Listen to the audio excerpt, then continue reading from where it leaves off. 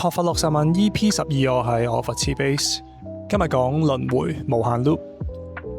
有冇試過打機嘅時候一路卡完關又死，死完又卡關，卡完關再嚟多次之後都係死。咁人生都係一樣，每個人都喺輪迴嘅 server 入邊咧，重生又重生。之前都講過，唔係由閻羅王決定你去邊度，全部都係自己業力所導引。你當有一條業力嘅 blockchain 記錄晒所有行善積福或者壞事。當你行善積福嘅時候咧，就會帶你去好啲嘅地方；如果你做得多壞事，就會引領你去差嘅地方。每一期生命嘅完結，累積嘅業力 blockchain 咧，就會決定你跳去邊一關，然後無限循環。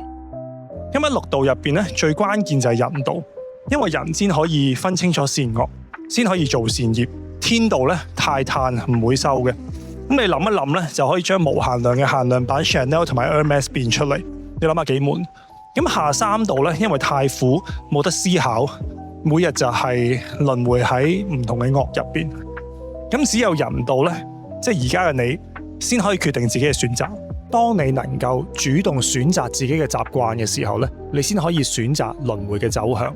咁輪迴係有三大引力嘅，第一就係啱啱講個業力 blockchain 入邊善同埋惡中間嘅 balance。第二就係你自己最強嘅習氣，即係你嘅習慣。例如你係一個非常中意食嘢嘅人，你臨死嘅時候都仲諗緊自己有啲咩美食，咁你好有可能喺下生咧就會跌咗落去動物嗰個 server 嗰度。咁第三咧就係你死前最強嘅嗰個心念。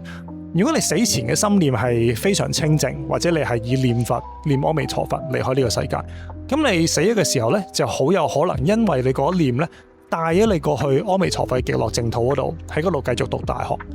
咁死其實好難可以 plan 嘅，咁不如我哋選擇喺生前練習好正念，繼續學佛持戒清淨。當你走嘅時候咧，你能夠比較容易管好自己嘅念頭，由小嘅習慣開始破起，慢慢再破大嘅輪迴。